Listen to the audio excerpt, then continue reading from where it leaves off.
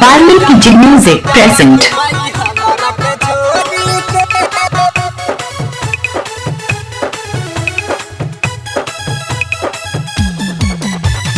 Mixed by Suman Recording Studio, Jagdishpur.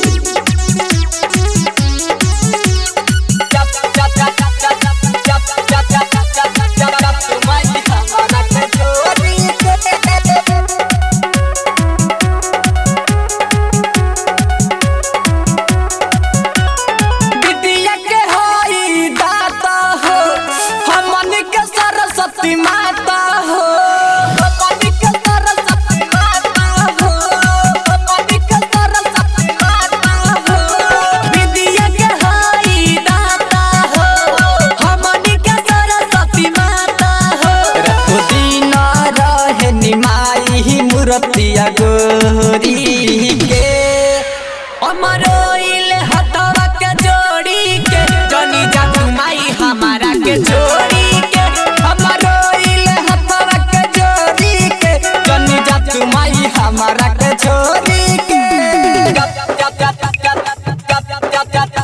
Valmiki Music present.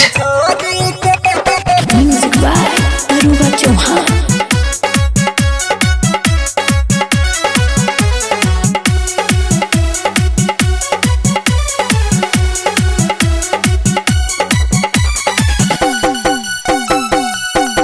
हथवा न छोड़ी के घर जाई कुछऊ न कुछऊ कर जाई कुछऊ न कुछऊ कर जाई माई कुछऊ न कुछऊ पाई हो हथवा न छोड़ी के घर जाई कुछऊ न कुछऊ कर जाई हमके बताव कौन भइल बा गलती खुद के नदिए में मर जाई कमी तोहर का कइनी हो मूर्ति तोहर माई धइनी हो नहीं जाए दे हब ऐसन नाता तूड़ी के अमरोइल हथवा के जोड़ी के जनी जातू माई हमारा के जोड़ी के अमरोइल हथवा के जोड़ी के जनी जातू माई हमारा के जोड़ी के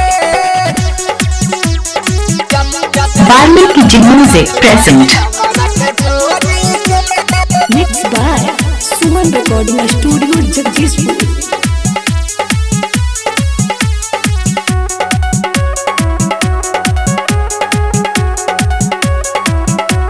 साली भर पे एक बाटे आवेलू ए माई बहुते सिखावेलू ए माई बहुते सिखावेलू ए माई बहुते Valmiki Music present. साल भर पे एक बार आवेलू ए माई बहुते सिखावेलू अपने कृपा से अमित अकेला या बबलू से गीतिया गावेलू गुड दरोगा भाई हो के करक कही माई हो कुछ राजू से तू तुर के गइलू ने के डोरी हो हमरोइल हथवा के जोड़ी के जन जातू माई हमारा के जोड़ी के हमरोइल हथवा के जोड़ी के जन जातू माई हमारा के जोड़ी के Suman Recording Studio. Valmiki Music present.